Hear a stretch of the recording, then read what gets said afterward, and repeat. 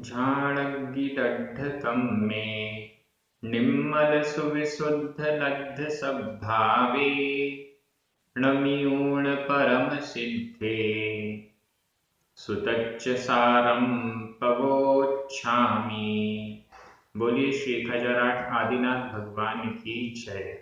आचार्य श्री देवसेन स्वामी की जय। हम सभी का ये परम सौभाग्य है जो हमें आचार्य देवसेन स्वामी का महान ग्रंथ तत्व सार के अध्ययन का अवसर मिल रहा है।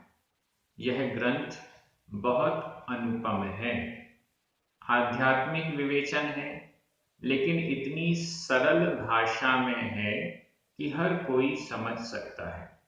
आचार्य कुंद कुंद स्वामी ने जिस आध्यात्म को समय सार, नियम सार आदि ग्रंथों में विवेचित किया है, उसका सार यहाँ पर तत्व सार ग्रंथ में प्रस्तुत किया जा रहा है।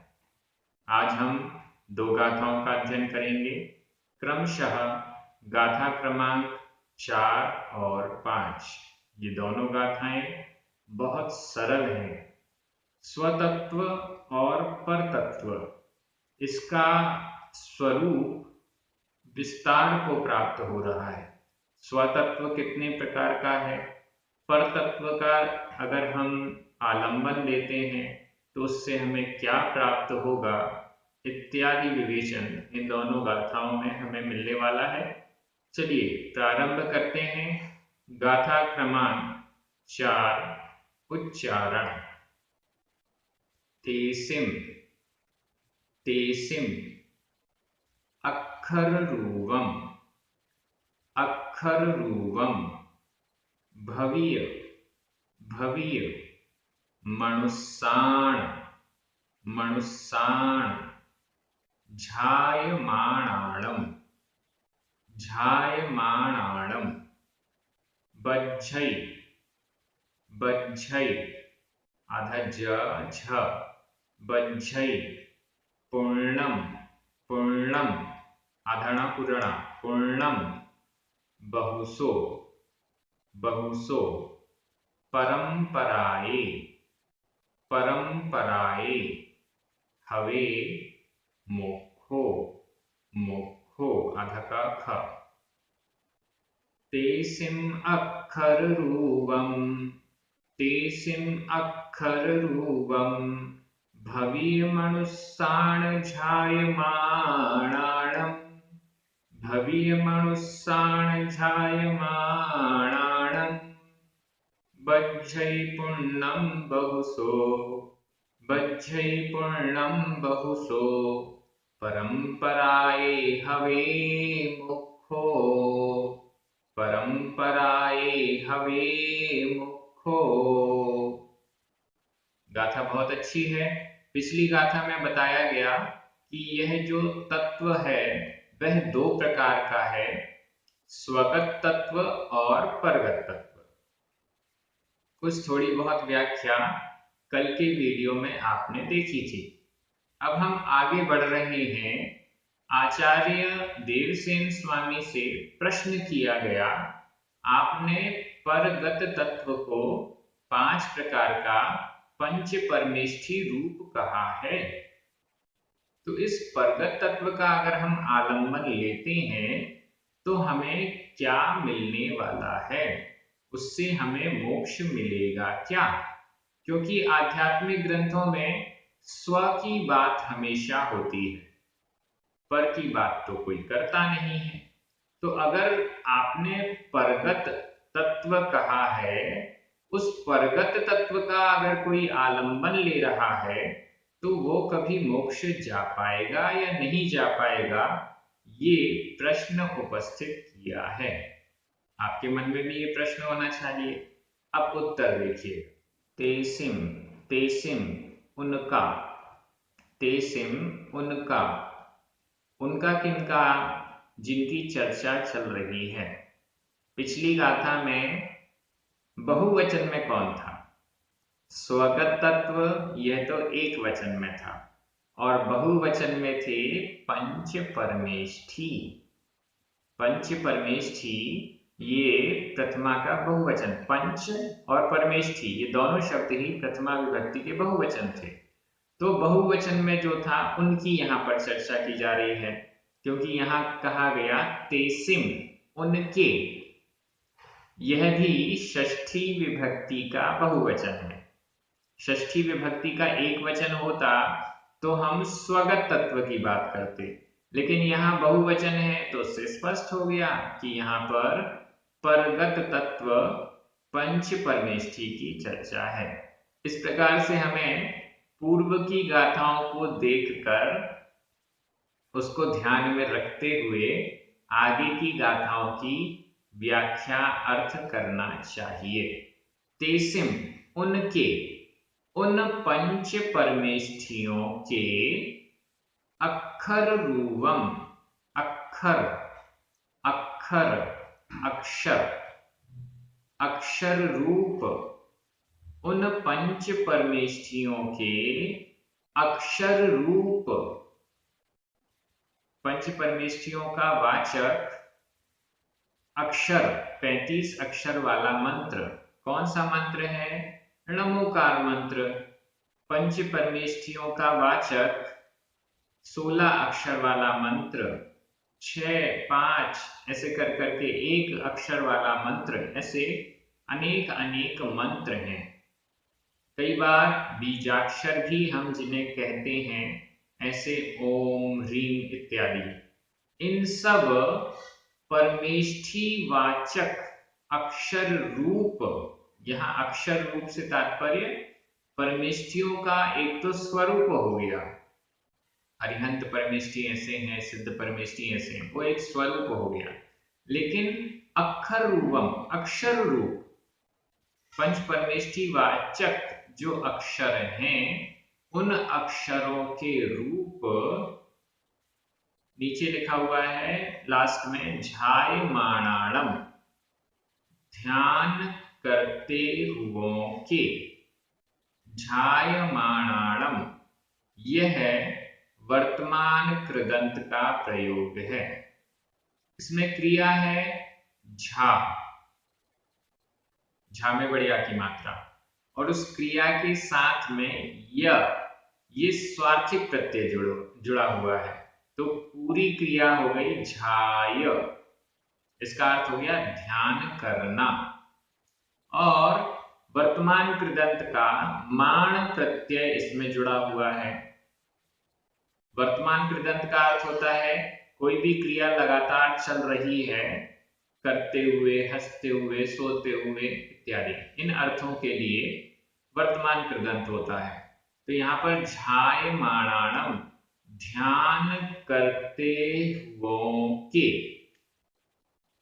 इन अक्षर, इनके अक्षर रूप को ध्यान करते हुए, इनके अक्षर रूपों का ध्यान करते हुए, कौन?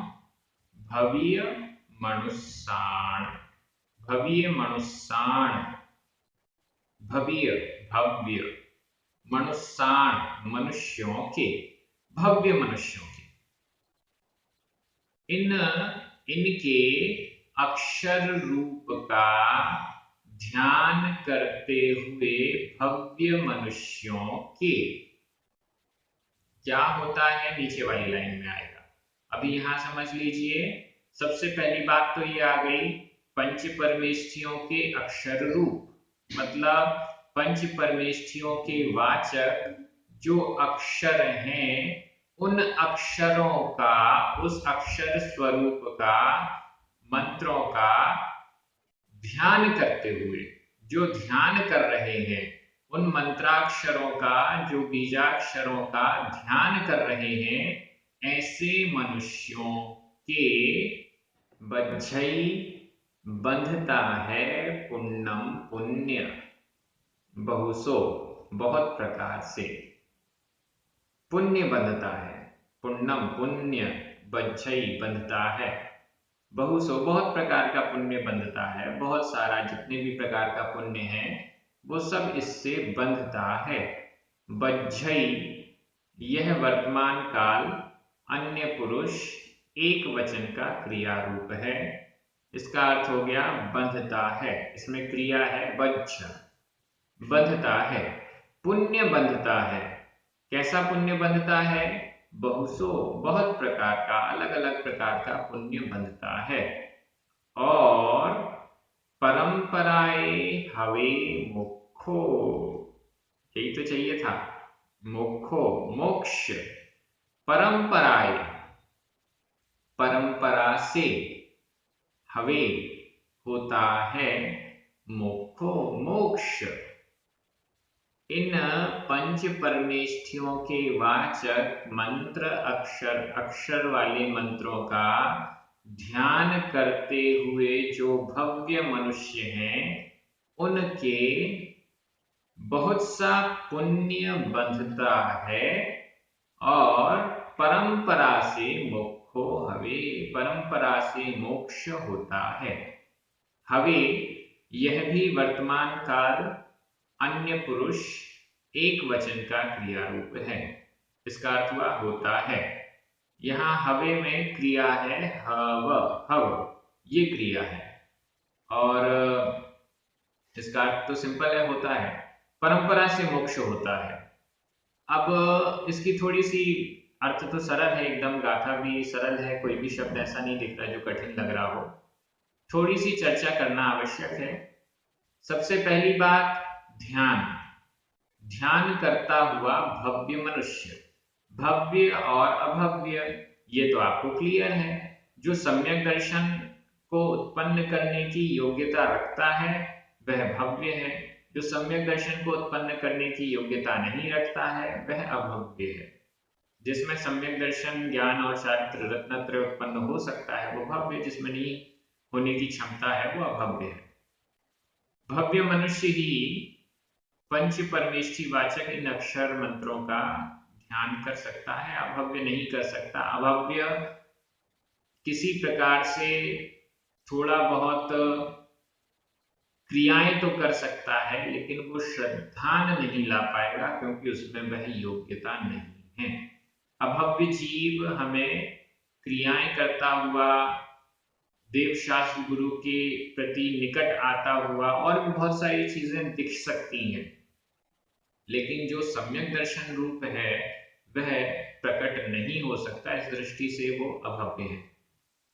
हम तो भव्य हैं, हमें ऐसा मानना चाहिए, क्योंकि अगर ऐसा नहीं मानेंगे तो फिर आगे गाड़ी बढ़ेगी। भव्य मनुष्य ध्यान करता हुआ। अब यह ध्यान करने वाला मनुष्य कौन है और यहाँ किस ध्यान की बात है? ये तो स्पष्ट कर दिया गया कि परमेष्ठी वाचक अक्षरों का ध्यान करना है। धर्म ध्यान 4 प्रकार का है, पिंडस्थ, पदस्थ, रूपस्थ और रूपातीत। ये 4 प्रकार का धर्म ध्यान होता है। उसमें से यहाँ पर पदस्थ ध्यान की चर्चा है। पदस्थ ध्यान परमेष्ठी वाचक जो अक्षर हैं या पद हैं उनका ध्यान करना। पद में स्थित, पदस्थ पद में स्थित जो पंच परमेष्ठी वाचक हैं, वाचक अक्षर हैं, उनका ध्यान करना, ये पदस्थ ध्यान है। यह धर्म ध्यान के अंतर्गत है। इस धर्म ध्यान, इस पदस्थ धर्म ध्यान के द्वारा बहुत प्रकार का पुण्य बंध होता है, ऐसा यहाँ पर कहा गया। वाक्यों को सुधारिए। पुण्य बंध कराता है यह वाक्य नहीं लिखा यहाँ पर, पुण्य बंधता है ये लिखा है। देखिए वाक्य शब्द कितने अच्छे हैं। मैंने तो जल्दबाजी में बोल दिया कि धर्म ध्यान पुण्य बंध कराता है, लेकिन यहाँ पर गाथा में पुण्य बंध कराता है ये नहीं लिखा। क्या लिखा हुआ है एक बार फिर से ध्यान से देखिए। मनुष्याणम, मनुष्याण मनुष्य के, मनुष्यों के, पुण्यम बज्झई पुण्य बंधता है। धर्म ध्यान के द्वारा पुण्य बंधता है ऐसा नहीं कह रहे, धर्म ध्यान करते हुए ध्यान करते हुए मनुष्यों के पुण्य बंधता है, क्योंकि कोई ना कोई कर्म तो बंधेगा, कर्मों का बंधन छूट नहीं सकता जब तक पूर्ण रूप से राग द्वेष नहीं छोड़ा जाता, कोई ना कोई कर्म बंधेगा। अब ध्यान करते हुए व्यक्ति के पाप कर्म का बंधन हो, ये तो संभव नहीं है, तो कोई ना कोई कर्म बंधेगा, पुण्य कर्म बंधेगा। अब वह पुण्य कर्म बंधता है, मनुष्य धार्मिक मनुष्य पुण्य बंध करता है, ये तो यहां स्पष्ट हो गया। और यह जो पुण्य है, क्योंकि धर्म ध्यान करते हुए यह पुण्य बंधा है, तो इसका जो फल मिलेगा वो मोक्ष की ओर, जो मोक्ष मार्ग की सामग्री है वो सब जुटाने वाला मिलेगा, तो उससे परंपरा से मोक्ष की प्राप्ति होती है, ऐसा कहा। मुझे लगता है कि यहाँ गाथा का अर्थ तो क्लियर हो गया है और व्याख्या भी हो गई है। विभक्तियों की दृष्टि से देखें, तेसिम भवीय मनुष्याण झायमाणाणम, इन तीनों में ही षष्ठी विभक्ति का बहुवचन है। अक्षरूवम, पुण्यम, ये दोनों ही द्वितीय विभक्ति का एक वचन है। बच्छई हवे, ये तो वर्तमान काल, अन्य पुरुष एक वचन का क्रिया रूप है। परंपराए तृतीय विभक्ति का एक वचन है। मोक्षो प्रथमा विभक्ति का एक वचन है। एक बार मैं हिंदी अर्थ कर रहा हूं, आपकी नजर प्राकृत शब्दों पर जाएगी। उनके अक्षर रूप मंत्रों को ध्यान करते हुए भव्य मनुष्यों के बहुत प्रकार का पुण्य बंधता है और परंपरा से मोक्ष होता है। एकदम सरल, एक एक शब्द का अर्थ हो गया।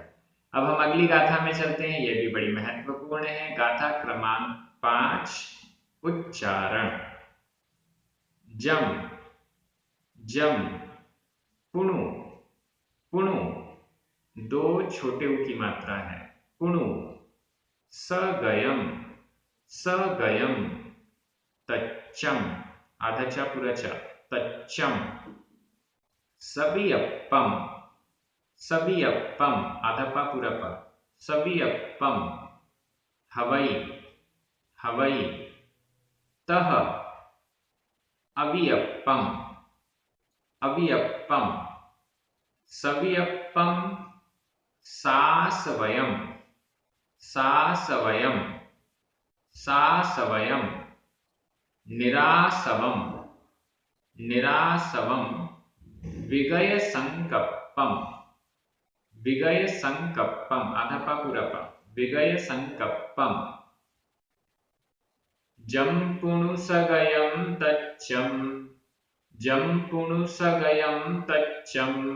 सवियप्पम हवै तहय अवियप्पम, सवियप्पम हवै तहय अवियप्पम।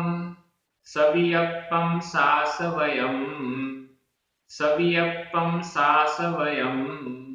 निरासवम विगय संकप्पम, निरासवम विगय संकप्पम। बड़ी अच्छी गाथा है और आपको देखकर ही इसका अर्थ समझ में आ रहा होगा। जम पुणु सगयम तच्चम, पुणु पुनः और इसके आगे, जम जो, सगयम तच्चम, सगयम स्वगत, तच्चम तत्व, जो स्वगत तत्व है, जो स्वगत तत्व है। सवियप्पम हवै, सवियप्पम, स सहित, वियप्पम विकल्प, विकल्प सहित, सविकल्प। हवई होता है, हवई होता है। वर्तमान काल अन्य पुरुष एक वचन का क्रिया रूप है, इसमें क्रिया है हव, होता है। क्या होता है? सवियप्पम, सविकल्प होता है। कौन सविकल्प होता है?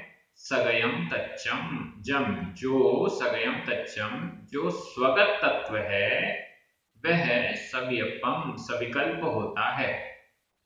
केवल सविकल्प होता है या और कुछ भी होता है?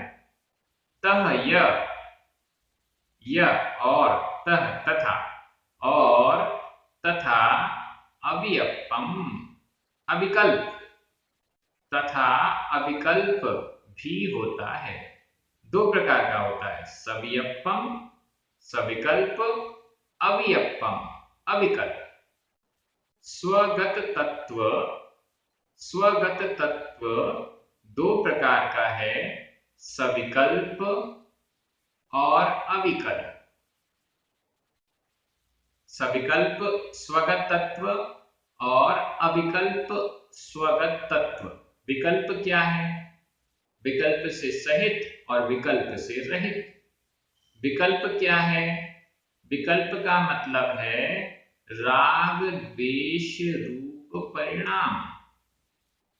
राग द्वेष रूप परिणाम उसको कहते हैं विकल्प।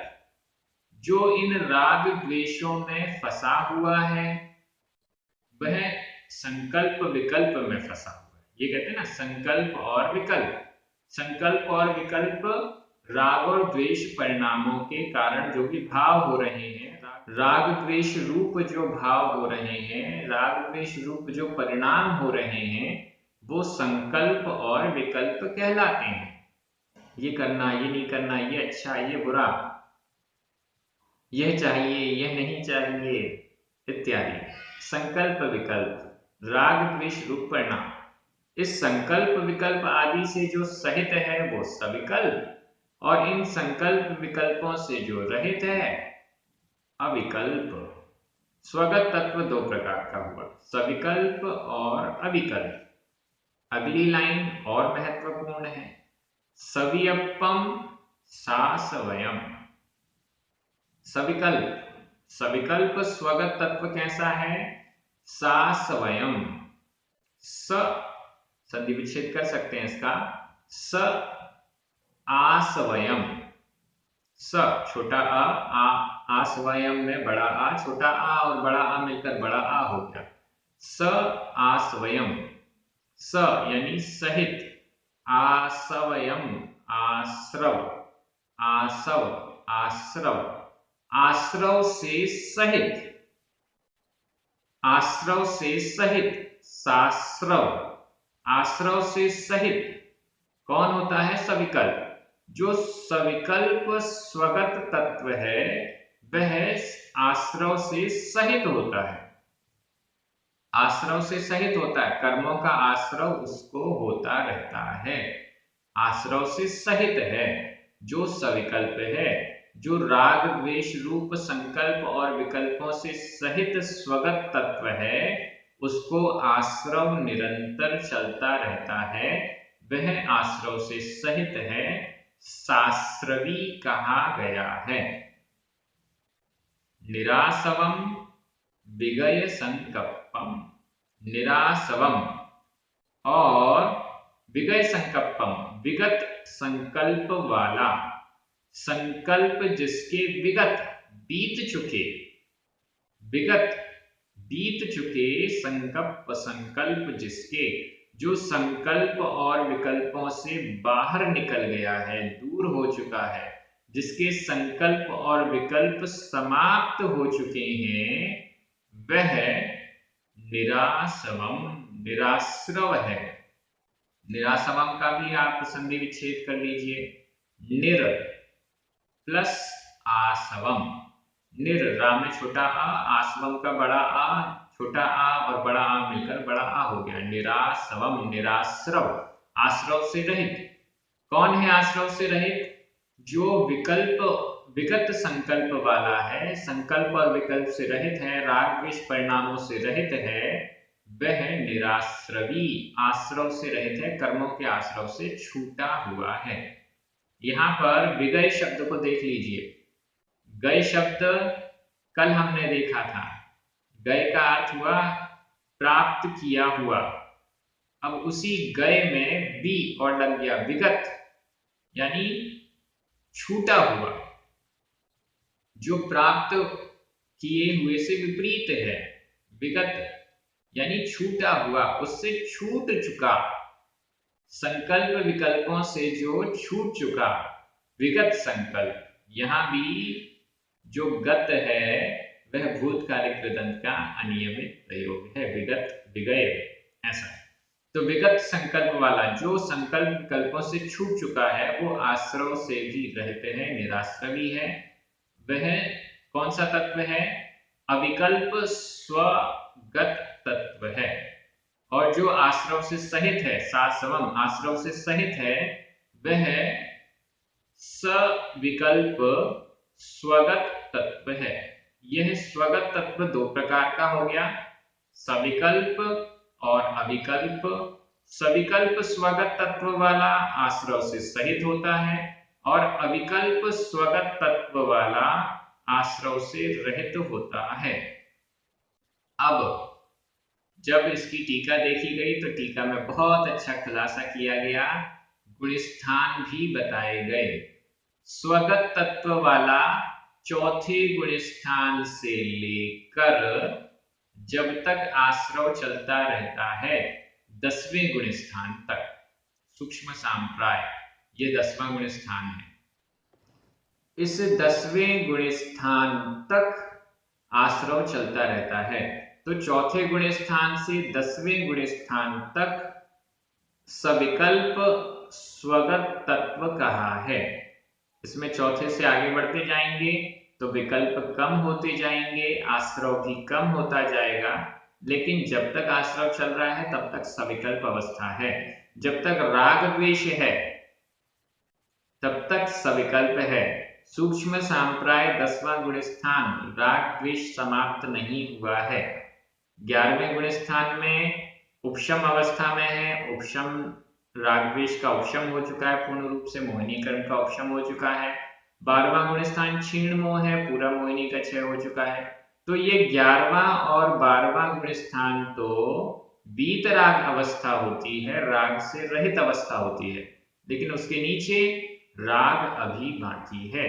तो चौथे गुणस्थान से 10वें गुणस्थान तक आश्रव चलता रहता है, इसलिए वो सविकल्प अवस्था है। अब हम कौन से में आए? अगर हमारा गुणस्थान चौथा है तो हम स्वगत तत्व, सविकल्प स्वगत तत्व में है, 5वां भी है तो भी, और मुनिराज 6वें 7वें गुणस्थान वाले हैं तो भी स्वगत सविकल्प, सविकल्प स्वगत तत्व कहलाएंगे। और इससे ऊपर 11वें 12वें गुणस्थान वाले इत्यादि, और ऊपर 13वां 14वां भी मान ले, निराश्रवम निराश्रव हैं, आश्रव से रहित हैं, विकल्प संकल्प से रहित हैं, राग द्वेष से रहित हैं, वीतरागी हैं। इस दृष्टि से 11वें गुणस्थान से और ऊपर सिद्धों तक भी हम चले जाएं तो सब वीतरागी हैं, वो निराश्रवी हैं। इस दृष्टि से वो विगत संकल्प वाले अविकल्प स्वगत तत्व कहे जाएंगे। ये बहुत अच्छा खुलासा टीका में हुआ है, जो कि आचार्य या भट्टारक कमल कीर्ति जी के द्वारा लिखी गई है। मैं चाहूंगा कि आप सभी ये नोट्स बनाते जाएं। बड़ी सरल ये गाथा आई, इसमें कुछ भी कठिन नहीं आया, लेकिन जो वर्णन आया वो बहुत अच्छा है। तो उसके नोट्स भी आप बनाते जाएं, जो शब्द आपको कठिन लग रहे हैं वो भी आप अपनी कॉपी में नोट करते जाएं। यह जो क्लास तत्वसार की चल रही है, इसको आप प्रवचन मानकर ना सुने, इसको आप एक क्लास की तरह देखिए और अपने नोट्स भी बनाइए, अपनी कॉपी डायरी साथ में लेके बैठिए। एक एक शब्द का अर्थ जो आपको कठिन लग रहा है वो लिखिए, संधि विच्छेद लिखिए, जो आपको समझ में आ रहा है कि यह लिखने योग्य है उसको अवश्य नोट करें। यहाँ पर विभक्तियों की दृष्टि से सब में प्रथमा विभक्ति का एक वचन लगा हुआ है, हवई को हवई यह क्रिया रूप है, तह य पुणु ये सब अव्यय हैं, बाकी सब में प्रथमा विभक्ति का एक वचन है, ऐसा समझना चाहिए। दोनों गाथाओं का अर्थ हो गया, बहुत अच्छे से आप पढ़ रहे हैं। अनेक सैकड़ों की संख्या में आप सभी ने बहुमान की दृष्टि से नियम भी लिया है। कई सदस्यों ने तो बड़े बड़े नियम भी लिए हैं। बड़े बड़े नियम का मतलब 2 महीने के लिए ही लेना था, क्योंकि 2 महीने में लगभग ये ग्रंथ पूर्ण हो जाएगा। तो उतने टाइम के लिए शक्कर का त्याग, कई लोगों ने मिठाई का त्याग, पता नहीं कौन कौन से त्याग, जो जो चीजें पसंद हैं उनमें से किसी किसी चीज का त्याग आप सभी ने किया है। निश्चित रूप से यह हमारा नियम ही हमें इस ग्रंथ को पूर्ण करने की क्षमता प्रदान करेगा। यही भावना है, हम सभी बहुत अच्छे से अध्ययन करें, एक एक शब्द को समझें, आचार्यों के भावों तक पहुंचें, ऐसी भावना है। आप सभी को बहुत धन्यवाद। पुण्यार्जकों को विशेष धन्यवाद। सभी को जय जिनेन्द्र। जिनवाणी माता की।